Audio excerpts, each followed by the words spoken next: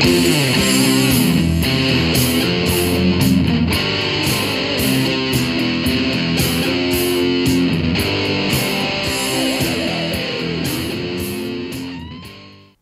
hi.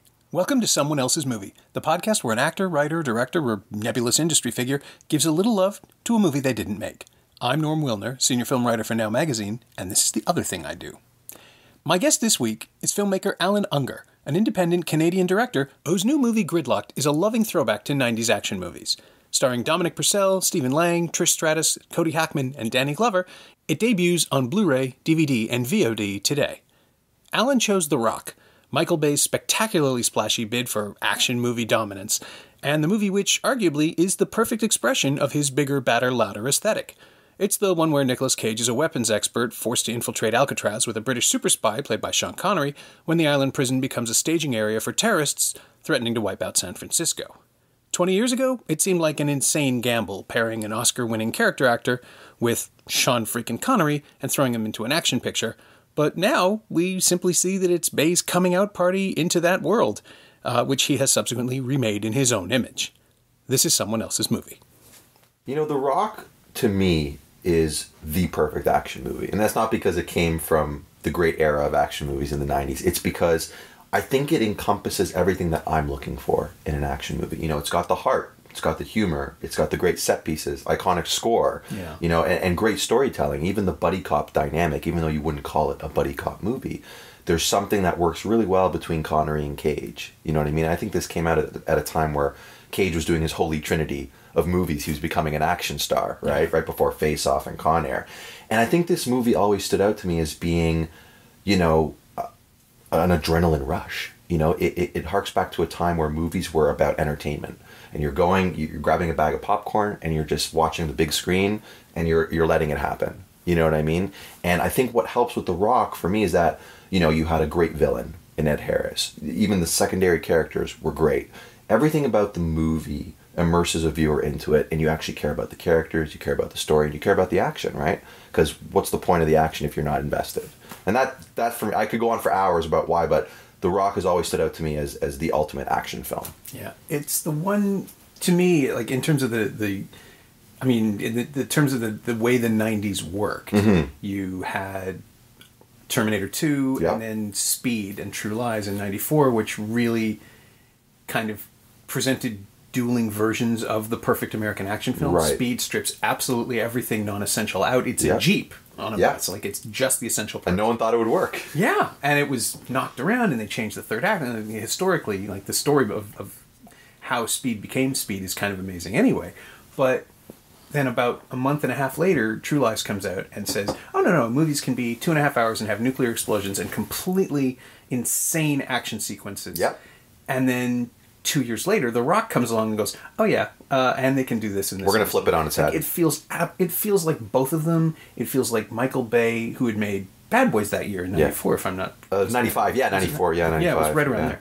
And he was working on his sort of relatively limited film and watching this other stuff happening and thinking, what else can we have? And then you get The Rock, which is...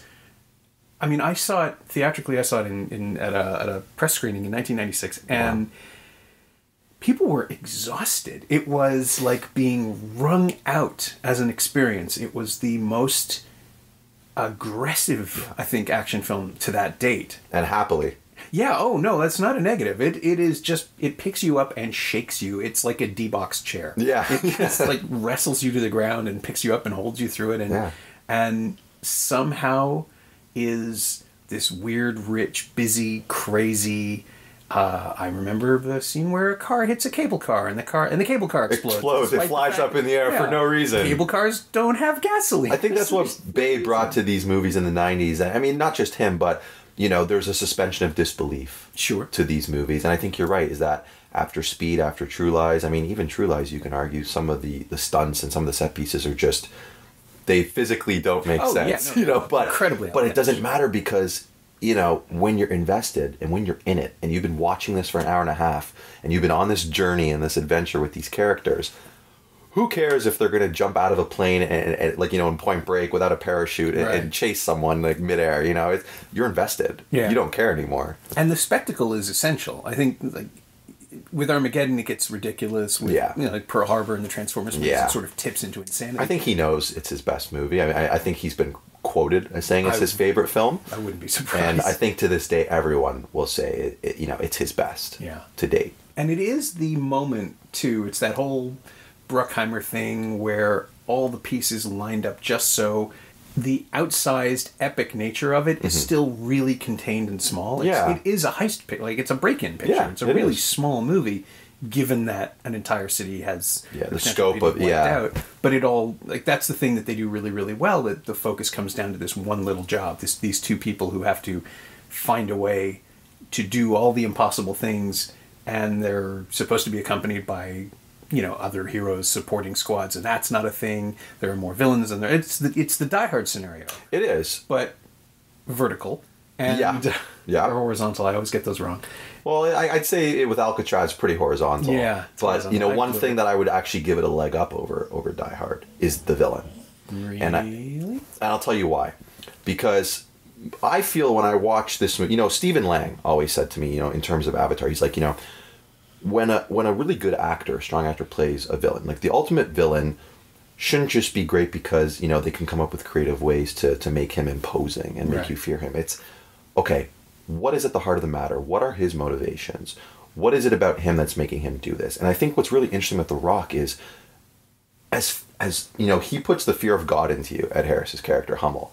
But as the movie continues, you're like, holy shit, I kind of agree with this guy. Oh my God. Like, I think it was actually based, I think Don Simpson came up with the idea for this character. Mm-hmm. It was based on an article about an army general who was seeking some kind of reparations for what had happened to his crew. But as you watch the movie, Ed Harris gives it so much of a three-dimensional spin to it that I would put it over Gruber because, Gruber's a great villain, but I don't sympathize with him that much, I mean, that's just me personally, but I think the great thing about Ed Harris's performance is, when you're looking at his eyes and when he's talking about what happened to his men, and then later throughout the film, he's got his own tension between the other villains. I think that's something interesting we don't see anymore, is tension between villains.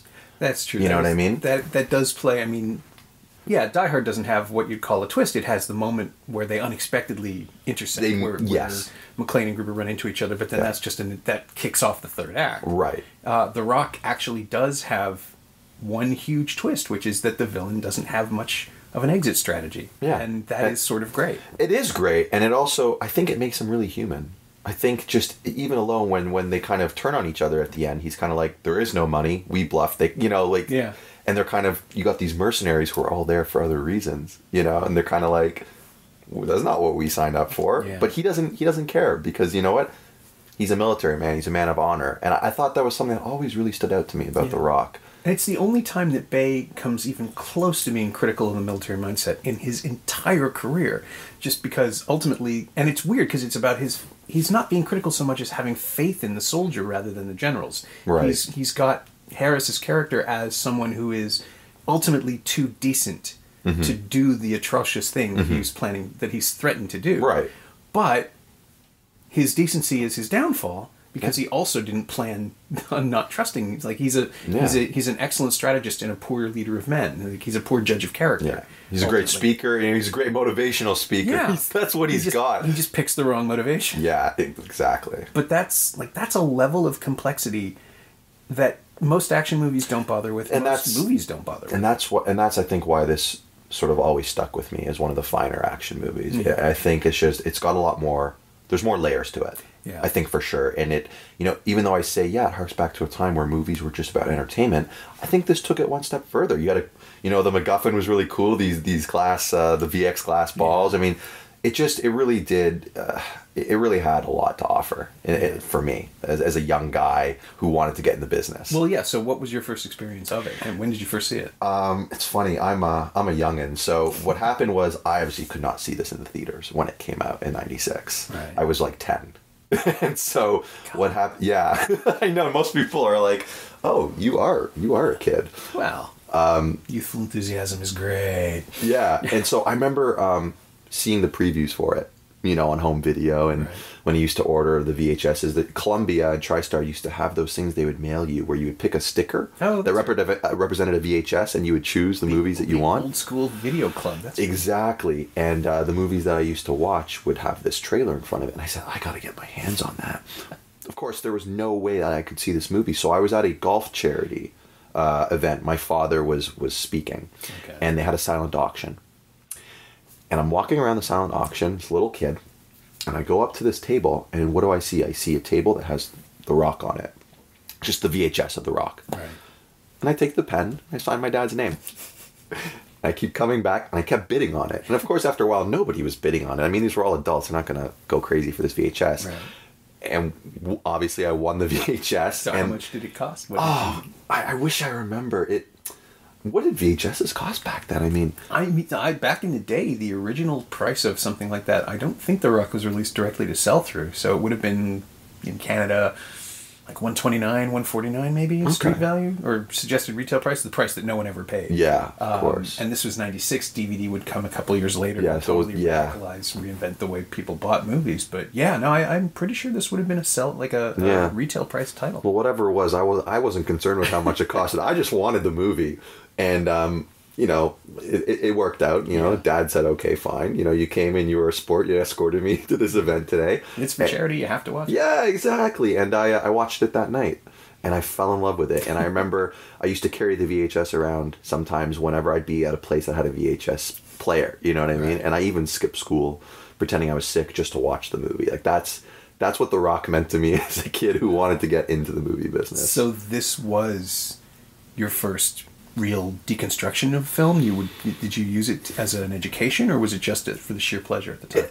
I mean, obviously the intention was sheer pleasure, but I guess there was sort of this...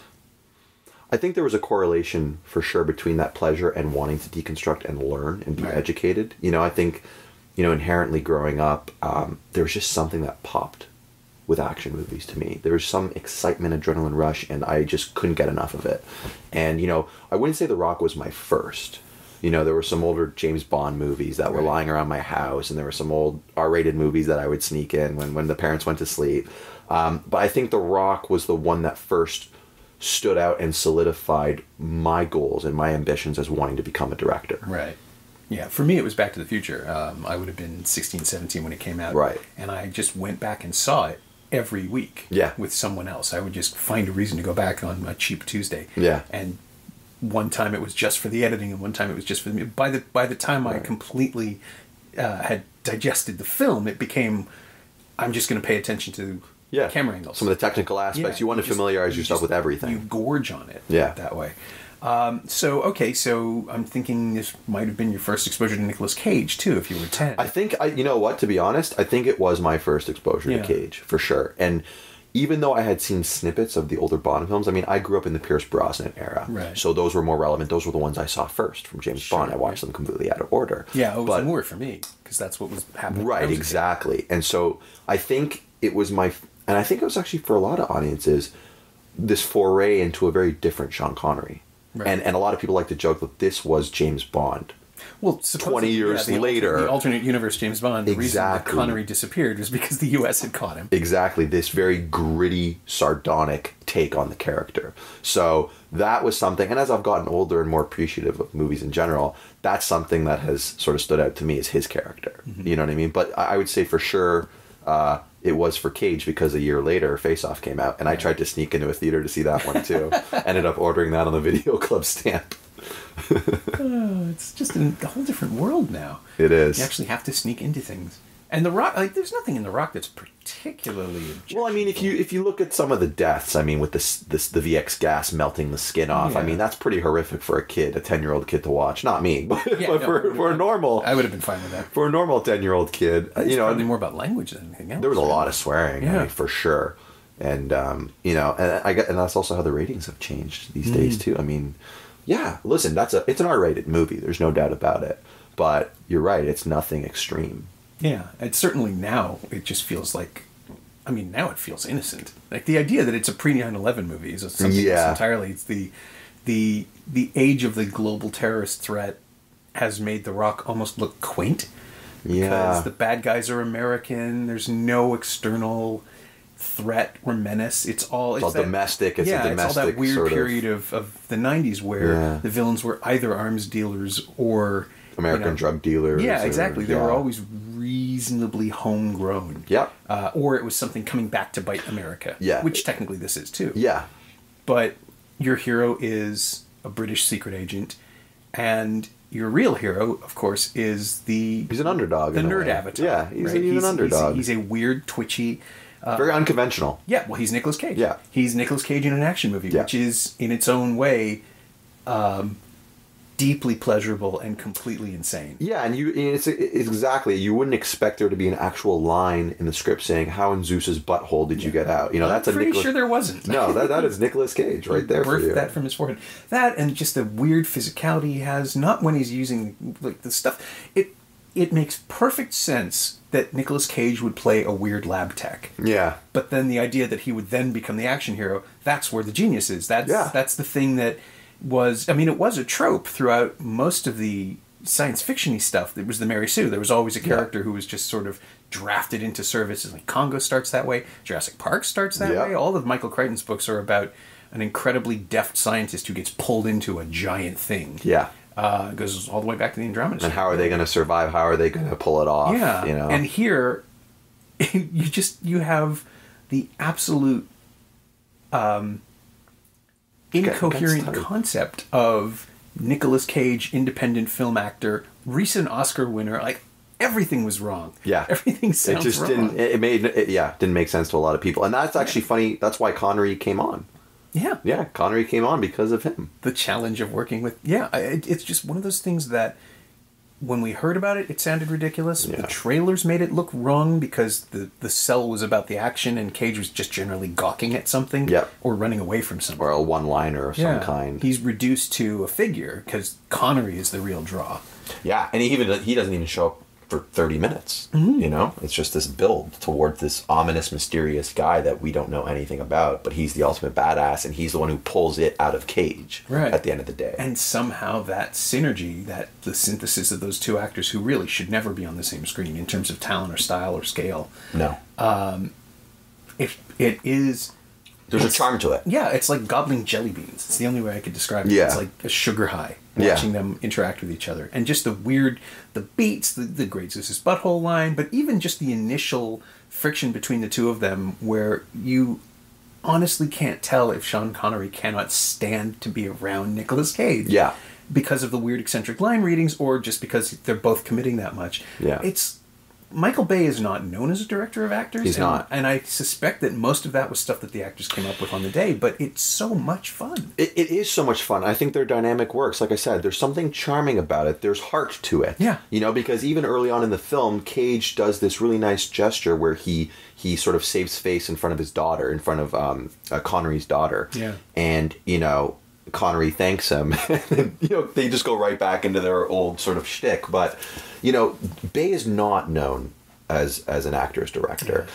Although if you look back and you listen to commentaries and you even Bruckheimer talks about it, Bad Boys, for instance, apparently there were some really interesting ideas he brought to the table to get, or at least get these guys to emote, because you had Will Smith, you had Martin Lawrence, and they were scenes really known for action hero activity stuff. And we know that the script for that movie, it wasn't there. I mean, it all was there on the day, and the actors and the director. But I think this is a movie that kind of proves Bay's ability to work with actors. And I actually will say that I would argue that after the stories that I've heard and how he pulled performances out of Lawrence and Smith on Bad Boys, I will give him credit for some of the character moments in The Rock. And I think that if you watch the movie, this proves his ability to build characters, develop the characters, build suspense and tension. I mean, look at the bathhouse scene. You've got a bunch of second-rate, day players. Other than Michael Biehn, you haven't really spent time with these guys. But the scene is so intense. You're caring about all of these guys who are there, about to get blown to smithereens. Right. And if you watch the scene, see how he fosters the tension, it's actually done quite masterfully, in my opinion. And you go to YouTube, and there's a lot of people saying, like, this proves that this guy actually knows how to direct. What happened? You know what I mean? And again, I've got my own opinions on his other works, but, I think The Rock best exemplifies his ability as a storyteller as opposed to a technical and visual artist. Yeah. You know what I mean? I think this is an argument I find myself making for a lot of filmmakers. I think unlimited resources are the worst thing you can give to someone who is a commercial filmmaker. Yeah. You can say it about Burton, who became a commercial filmmaker and then lost his soul to it somehow. You can say it about, Cameron even. Avatar does demonstrate that it's possible to do too much with too much. Yeah. And with The Rock, you have exactly the right level of limitation, both in terms of budget, presumably, but also in terms of the story, where, you don't have giant killer robots. The no airplanes, CGI. Yeah, the airplanes arriving are a threat. They're not the next scene. There's something to... There's a motivation to keep everything contained and small, story-wise. And ultimately, it does come down to a guy shoving a thing in another guy's mouth. It's really, really small. The story is as concise as I think it's ever been for him. And in the case of The Rock, even more so, there's no love story. Yes. There's no... Which I love. There's no distraction. There isn't. It's just about the story. It's what is the objective? What is the goal? What are these characters trying to do? A to B. Yeah. And I like that, and it's funny, and I put that into my recent movie, Gridlocked, which a lot of sort of elements and tropes are taken from The Rock and inspired by that, because, who says you need a love story? I think it became this thing over time where, some producer or some studio head somewhere said, it doesn't matter what the genre is, we need a love story, we need to lure that demographic in, and The Rock doesn't shy away from what it is. It's an adrenaline-fused action movie. Right. You know what I mean? And I respect that. It's all about male bonding or male bonding fracturing. Yeah. You have... Yeah, there's... Patriotism, can't forget that. It's a Michael Bay movie. It's a Michael Bay film. You have the opportunity to have... I guess now if you did it, there would be female characters in the squad. You'd have to. You would have to integrate it. Yeah, Bean's character with the commander would probably be, female. Yeah, or maybe one of the mercenaries. Yeah. You get your... You get a female... You get a really Gina cool... Carano or something. Yeah, exactly. Because it's been done, because that's how the Fast and the Furious movies are working. And those are fantastic in their kind of weird gender blindness and ethnic blindness and the multi-everyone spectral activity that's going on. I don't even know how to describe it, but it is fantastic that it's working. Have gigantic films with a predominantly non-white cast and women, and it's fine. Nobody questions it. And then you get something else where it's just suddenly obvious that they didn't think that far ahead. Right. And you're stuck with it. The Rock feels like, because it's the 90s, you can get away with all of this stuff. This is the way it was done. And I was thinking about something like Executive Decision. 3 years earlier, which is sort of the same movie. Yeah, but different setting. I mean, the threat is there. The ticking clock and someone who has to defuse a nerve gas bomb. It's all kind of there. It is. But at the same time, it's limited by all the choices that it could have made and went wrong with. Right. Stuff like Halle Berry is helping Kurt Russell land the plane. All that stuff is just a bit too ridiculous, but not...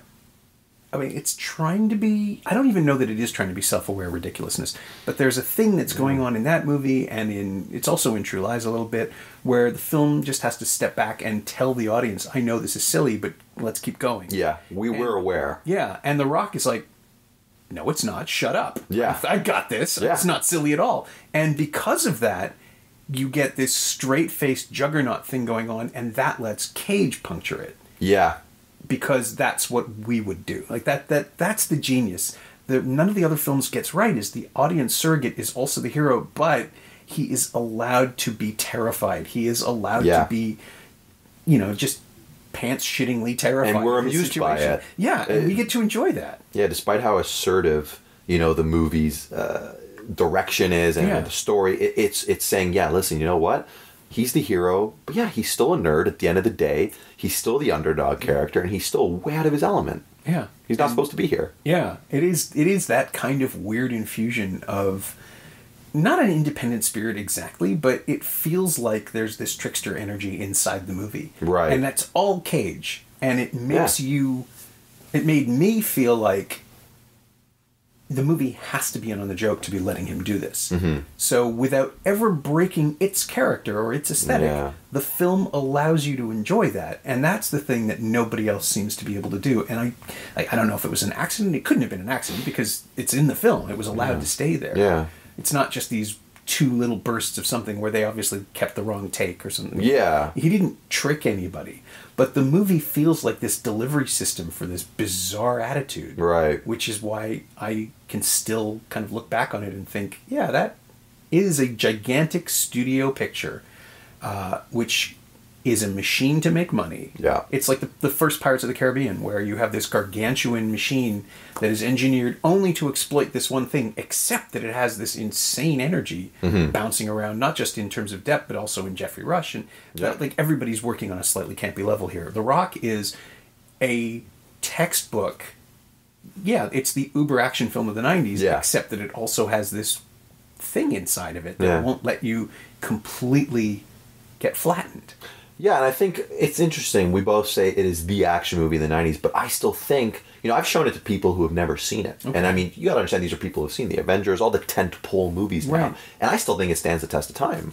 You watch it, there's a couple, digital shots there with some of the jets and an explosion, but even if you look at that for the 90s, I mean, it's way ahead of the green screen that's been done in other action movies. Mm-hmm. And I think even the dynamic between Goodspeed and Mason, the two main characters, it's on the same level as you would get in any sort of summer action movie now, in my opinion. But it also takes, I think it's a little bolder.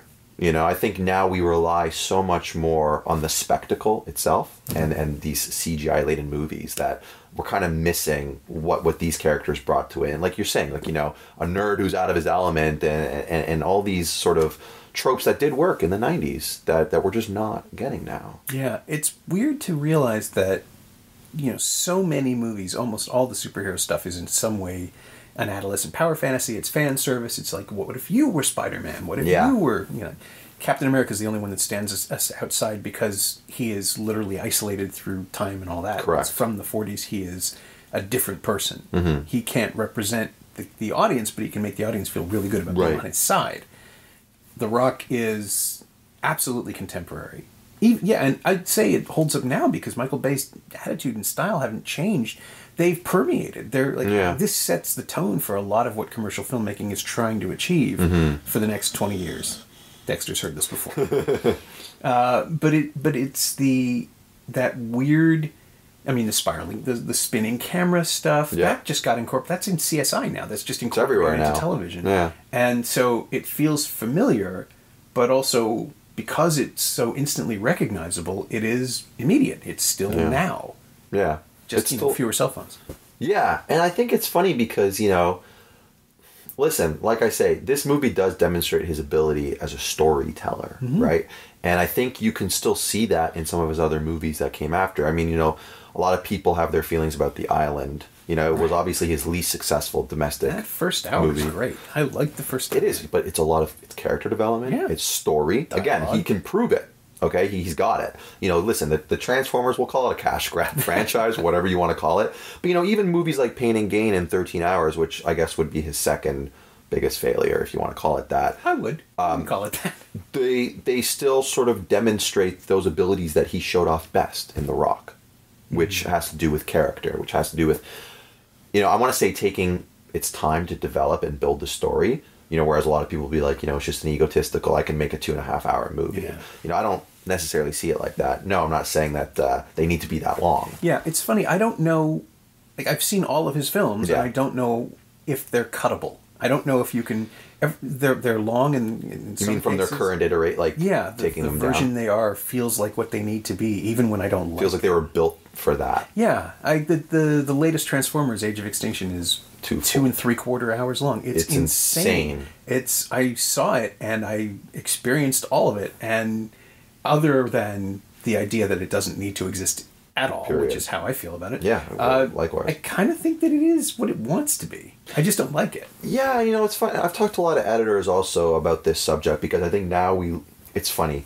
Some will argue that we're living in an era where there's this arbitrary magical number that movies need to be in terms of length, 90 to 100 minutes. But we're also seeing a lot of these, Oscar movies and a lot of these, again, tentpole movies that have no problem running over 2 hours. Yeah. And there's a lot of people that are fine with the length of some of Tarantino's movies, for instance, or the length of an Avengers movie. Sure. But, The Rock was, I think, one of the first of its kind to sort of over exceed 2 hours. Yeah. Well, 2.25. I mean, that's the average length of a Bond movie at the time, right? I mean, they're always around 130 or so. Yeah, I guess they were. Die Hard is 130 something. Yeah, Die Hard. Yeah, you're right. Die Hard. And the Cameron films were already going insane. Yeah. But the other thing about that now, the running time question has totally changed now, because it used to be that every 20 minutes was a reel, and that, it cost more money to print more reels and have longer movies. So you could have one if there was, it was easier to get it past the studio to say this movie is going to be X amount of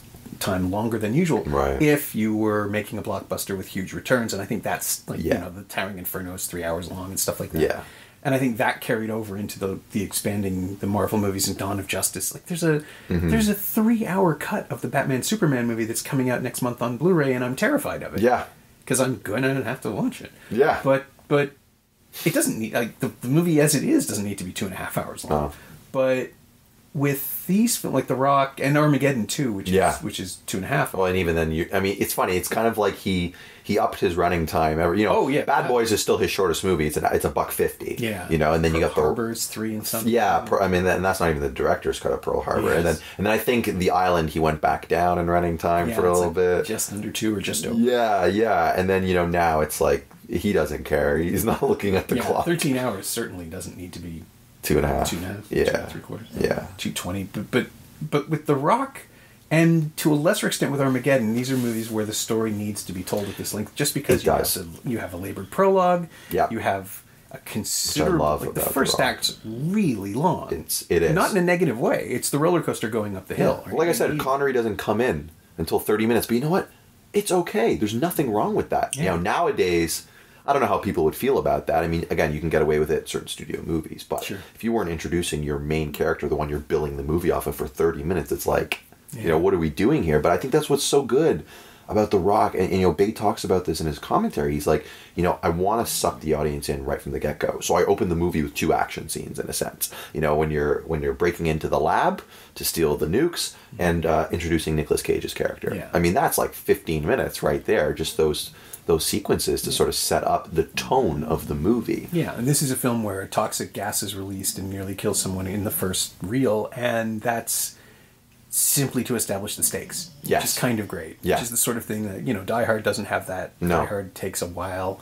The villains don't show up for almost half an hour in that movie too. Yeah, but Die Hard needs to start slow, because the entire point of the movie is the emotional relationship between McLean and his wife that has to be rebuilt and restored through the entire film. You have to care. With The Rock, if you don't start off with a bang, I think Michael Bay would think that people would get bored, but also that he needs to explain. His whole thing is introducing characters through action and immediately showing you why they are who they are. And I think that's one of the reasons that you need actors, like proper actors. Yeah. So you have not only, and we should talk about this, not only do you have Cage and Harris and Connery, who are all already instantly recognizable types and performers, but you get Tony Todd and Michael Biehn, John Spencer. Yeah, this amazing cast of not B players, but I mean, let's call them secondary. They're they're secondary secondary characters who are comprised of character actors. But like Gregory Sporlater's in there, people who would be written off as bit players in other people's movies. Forsyth. Yeah, these are actual character actors rather than some second tier actors. Yeah, you can't put them on a billboard. Yeah, they're not bus stop actors. You're not going to drive by and see them and go see the movie because of them. But everybody who sees them in the movie knows exactly who they are, because they've been in a million. There are a million that guys. Yeah, that guy, that face. I can't get his name, but I know him. Yeah. Yeah. So, at the age of 10, had you seen them in anything before? Or was this like your first? I had seen Michael Biehn, because of obviously Terminator. And it's funny because you were saying that Bay starts off with a bang and introduces his characters through action. And Michael Biehn, when I worked with him on Tapped, was talking about how Cameron does something very similar, but he does it with exposition. Cameron uses exposition in action scenes so that they don't come off as exposition. They're exciting. So I think that's kind of similar to what Bay's doing here. But I had definitely seen Michael Biehn before, and I had seen Ed Harris in The Abyss. And it was funny, in working with Michael Biehn, he was talking about sort of the spectacle of this movie, just shooting it. They didn't know how this would turn out. Obviously, Bay, the Bruckheimer team with Simpson, everyone knew that this was a bankable team to get in business with. You know, Bad Boys was a smash hit. They weren't expecting it to be as successful as it was. Right. And of course, Simpson and Bruckheimer had established themselves throughout the 80s with a certain level of commercial film. Movies that they didn't think, like sleeper hits, we'll call them. Yeah. But Flash hit fans. makers of these things that became massive sensations, and Top Gun being like the perfect example of it. Yeah. Where they're, I guess if you're working with them, you expect a certain level of facility. And when they paired up with Bay, I think he also pulled out more from them, right? Like I think there was this magic partnership between the three of them, and obviously it was unfortunate the untimely passing of Don Simpson. Right. But you know, Michael Biehn was talking about how, you know, just on set, this movie just felt huge at the time. You know, he'd still worked with Cameron, but you know, there's a sequence right before they're deployed and they go off to Alcatraz, and Biehn rounds up the SEALs and he gives this big speech right before they get on the helicopters. They've got Humvees, they've got cranes, they've got all this stuff, and he flubbed a line. And he said the feeling he felt when he flubbed that line, he's like, I've been in the business a while, but oh my God, I feel so embarrassed, because the reset time just to set up a sequence like that where you have hundreds of military extras and all these vehicles, and the helicopters are landing, the Humvees are pulling up. It just if you think about it at that time, well, pre-CG, it's all real. It's Everything all is practical. real, and just the amount of time it would have to take, and you're shooting on film, not even digital. Yeah. The amount of time to take to set that shot up again. You know, Bay sitting with the megaphone in Video Village, he probably wasn't thrilled about it. You know, and it was just funny just hearing that from a veteran actor. Yeah. You know, like of his ilk. Yeah. So, did Bain ever talk about the script? I mean, how finished was it when they were working on it? Was there a sense of that? Yeah, you know, we didn't talk about that too much, but obviously it's been alluded to by many people, and obviously the writer, Jonathan Hensleigh, has gone out and spoken about this openly, and Bay has supported it, Bruckheimer supported it. It's no secret anymore in Hollywood that Jonathan Hensleigh wrote the script for this movie. And funny, we're talking about Die Hard, that's how Hensleigh got in the business. He wrote a spec called Simon Says. That's right. And they said, hey, we're going to make this Die Hard 3. We're going to change this around. It's going to become McClane instead of your title character. And that's how Hensleigh got in the business. Right. And, you know, of course... and wasn't Simon Says also briefly considered for a Lethal Weapon film? It might have been. That's where the Zeus character... I thought... It might have been. I'm not sure. Introduced at that point. Yeah, it's possible. I actually haven't heard that. That's interesting if that was. It bounced around at the time. I don't know if it was true or not, but I think it was because Lethal Weapon 3 had been released a couple of years earlier and had sort of disappointed everybody. 93, and so this one comes along in 95, and people were talking about it as though it could have been. Maybe it was just because Silver produced both films. Yeah, it's very possible. But either way, it got Hensleigh into Hollywood, into the inner circle. And, you know, they're saying, you know, Tarantino and Sorkin did drafts, and, you know, but at the end of the day, you know, the shooting script was Jonathan Hensleigh's. And I think it's one of those unfortunate things with how the unions work, because he got no credit for the movie. But, you know, I guess it becomes one of those things. Okay, the outside world doesn't know you wrote it, but all the important people in Hollywood know that you did. Yeah. And even if you go back, and I've, you know, over the years I've read the script, you know, I was curious to see how it read on paper, on the page. And similar to how we were talking about the movie's actual assertive energy, the script is the same thing. You know, there's a line in the script where Hensleigh, you know, it's during the car chase with the Ferrari. And I think one of the lines verbatim is, you know, the car swerves in one of the most incredible, you know, slides you've ever seen on screen, or something to that effect. That sort of hyperbolic Shane Black. Hyperbolic, very bold, very just, you know, it's in your face and it's okay. Yeah. You know, and I thought that was something that was always very interesting. So, you know, this obviously was up Bay's alley. Yeah. But Tarantino, there's no way he could have gotten involved in that space, of that window of time. I always thought that I mean, you can hear his voice bursting out in Crimson Tide, no question. Yeah. The Silver Surfer stuff, like there's just chunks of it. Yeah. The Rock, nobody talks Maybe long enough. might not have, you know what? It might not have made it into in the draft that Hensleigh wrote, you know? It's possible. Tarantino could have come on right before him, which I'm sure he did. Yeah, there just aren't any monologues. No. I mean, the closest you get is Harris, and his stuff is too measured. Yeah, you get the Harris, and you even get a couple moments with Biehn as well. Oh, that's true. Yeah, there's a couple, but they're not... Those are functional monologues. Yeah, measured, as you say. They're not, they don't have references. Yeah, exactly. Outside the world of the movie. Yeah, at no point does Michael Biehn say, you know, I used to watch this TV show called Dr. Kildare. Yeah, exactly. And there was a doctor. He would be here. Yeah. I can't even imagine how Tarantino's imprint would work. No. Sorkin I could see. A lot of walking and talking. Yes, a lot. And the classic... that's true, you know, now that I think about it, the defining thing about Sorkin is that all of his characters are always totally right. Yeah. Righteously furious about something. So you get both Harris and Connery. Yeah. Either one of those could work. Yeah, it's true. And you got some White House scenes in there. You've got a lot of the military politics. Yeah. And even Goodspeed is right about everything. He just doesn't have the authority. He doesn't have the confidence either, if you think about it. Yeah, that's what's missing from the Sorkin formula. Yeah. Now I want to watch it again right now just to unpack it. Just to see what Sorkin wrote. Yeah. So ballpark, how many times would you say you've seen it? Oh, man. It definitely, of all the movies I've watched in my life, this is the one I've watched the most. It's got to be 30 times. Yeah, that's probably my number for Back to the Future, too. Yeah. I think there's a point where the brain stops caring. Like, you just don't think about it anymore. But does that sound... I mean, it's funny when you think about it. Is that a lot now? Is that a little? I mean... Who knows? I don't know. I can't tell you. To me, that feels like... videos are probably... Or Frozen. God, Frozen. The Frozen generation's going to... How many times a day do these kids watch it? But, with The Rock, obviously I've watched segments... Sure. 1,000 times. But I think start to finish, probably like 30 times I've watched this movie. It's funny. I went, before we sat down, I wanted to watch through it again from start to finish. I haven't had the time, but I was able to watch some of the big scenes again, get back into that mentality. Yeah, and that does lead us to the key question of every episode, which is what of The Rock has infiltrated your DNA as a filmmaker? What have you carried with yourself, or is there any one thing in your work that is a direct... Did you blow up a cable car? I wish I had the money for that. Believe me, I do. And I don't know if it would be a cable car. Yeah, next time for sure. We'll flip some cars on Bay Street. But, a lot of the structure, I took a lot of the structure away from The Rock. The sort of opening with introducing your main character with an action scene was definitely something that I was inspired by. But also taking my time to develop the characters in the first act. It's funny. In my movie, Dominic Purcell's character and the young gentleman, Cody Hackman, who plays the actor...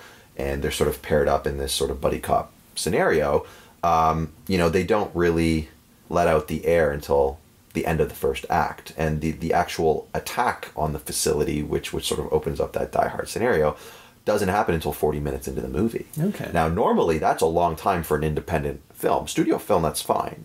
But, that was something that I took away from as well. And I was like, you know what? I want to spend the time with these characters. I want the audience to spend time with these characters, and it starts off as a ride-along kind of buddy cop film and morphs into something different at the midpoint, and that's something that I really took away from The Rock and, a lot of other movies, even Die Hard, like we were saying before, the terrorists don't show up until half an hour almost, at that running mark. So, definitely a lot of that. And the one-liners, trying to have some of those 90s one-liner moments and, there's, I think we could go on forever, but there's definitely a lot that I took away, or at least that I was thinking about. And actually, as I was saying before, Stephen Lang talking about villain motivations and what makes a great villain. Right. I think in this movie, and it didn't make it until the final cut of the movie, it was more so prevalent in the script, but the villains having tension between one another, right. Disagreeing, separated agendas, things like that. The subordinates sort of going up against the leader, the general. There are elements of that in Gridlocked for sure that were inspired by The Rock as well. Which when you check it out, you'll probably get those glimpses of it. Yeah. So do you find it, because you're trying to make a 90s movie in the present day, do you find it difficult or easier to hit points that people recognize? How do you have to play your audience? And you have to let them know. That's the tough part, because comedy. Look, I mean, it's like a lot of people will say, while Full House was always meant to be really cheesy and corny, it still worked in that era. And a lot of people have gone back now and watched it and been like, oh my God, it's not working. So there was definitely a challenge in building the legs of this movie and having some of that comedy. And what I found was that some of the comedy that we had written in the script was not going to work for this sort of, let's call it a new age demographic, sure. the millennials. Yeah. But what we found did work, which always works and delivers in spades, is having a grumpy, sardonic character paired up with a quirky character. And a lot of the comedy comes into sort of the delivery of expression. Right. Someone talking, getting ignored, having the response that they're not expecting. That's the comedy that ended up working. And I think that comedy is timeless, in a sense. There are certain, let's call it slapstick. Slapstick doesn't work the same way it used to. So I think I feared, after editing the movie, that there were things that wouldn't play. And I think it's fair to say that there might be moments that feel too 90s to work now and not get the laugh that you want. But, in sitting with audiences and watching this at the festivals, they laughed at the parts that we were banking on them laughing at. Right. And obviously Danny Glover in the film says his Lethal Weapon line. And of course, thankfully that delivers in spades and you get people clapping. And, that's a big one that, right. I wasn't worried about that because I knew if we could convince him to say it, people would get it. People would love it. Who doesn't respond to that line? Exactly. I mean, I'm tired of hearing it from other actors. But I think if you can pull it off with a reference to the actual... if you can pull it off with the real actor as a reference to the actor, that's fine. Yeah, and that was impossible. That was probably the hardest thing I've ever done in my short career so far. Like, that was a very big challenge because he was very wary of it. You know, the thing about Danny is that obviously the franchise of Lethal Weapon himself, the line, it's ubiquitous. It's just everywhere. Sure. It's inspired these memes and all these other movies. Now, yeah. And the funny thing is that, you know, when we were doing rehearsals for the scene and blocking it, he just pretended it didn't exist. I mean, it's there on the page. Yeah. But he just ignored it. He wouldn't say it. And I had to basically go up to him after in his trailer and just say, hey, so about the line, you know, yeah, I'm not doing that. And, you know, it required a 10-minute conversation of me being like, listen, you know, it's not meant to be disrespectful in any way. It's meant to pay tribute. I mean, you are the reason. You, Dick Donner, Mel Gibson, you're the reason I'm here making movies. You know, you're the reason, you know, what you guys started, what you and Shane Black started, like this era of buddy cop action. This is why I want to make movies, you know? And I sort of stroked his ego a little bit, but not in a sort of classless, tasteless way. I was trying to be as humble as I could. And he's like, listen, I appreciate it. You know, doesn't matter. I'm not doing it. And, you know, I felt upset about it, but right before we shot, he called me back in. He's like, you know, you got heart. I like you. I'm looking at this environment here. I'm seeing how everybody's working. You know, you got Dominic Purcell, who's having the time of his life. I don't know. There's something here. I'm feeling there's like a synergy, and I'm just liking the environment. And I think he just did it because, you know, he saw something charming in what we were trying to do, and I think he was moved in a way, you know, of how grateful we were to him and those actors and that franchise and what it did for the movie industry in a way. Yeah. You know? Okay, so if you have the opportunity to work with Nicolas Cage, what line would you steal a line from The Rock? Or Zeus's butthole. No. Put it on his license plate, something? I don't know. I mean, this would require another hour, but, you know, he's got some lines in Face Off and put the bunny down. Sure. Yeah. Put the bunny back in the box. Put the bunny back in the box, yeah. Put the bunny back in the box. You have to reverse engineer an entire bunny situation. Yeah, I would have to concoct something to make it work. I don't know if it would work the same way as I'm getting told for this shit, though. But yeah, it is. It's a classic. It's iconic. For a reason, yeah. Yeah, it's iconic. My thanks to Allan Ungar, whose new movie Gridlocked debuts today on Blu-ray, DVD, and VOD, and which you will probably enjoy if you're a fan of 90s action movies like The Rock. You can find The Rock on DVD and Blu-ray as well. From Walt Disney Pictures Home Entertainment, it's also for rental and purchase on iTunes and Google Play, but you should definitely seek out the Criterion Special Edition DVD, which is still in print and is kind of amazing. As always, you can find me on Twitter at Norm Wilner and elsewhere on the internet at nowtoronto.com. You can also find this podcast on Twitter at Semcast, S-E-M-Cast, and on the web at someoneelsesmovie.com. If you want to leave a review on iTunes, that would be very kind of you. This week's call sign is, the second you don't respect this, it kills you. Thanks for listening.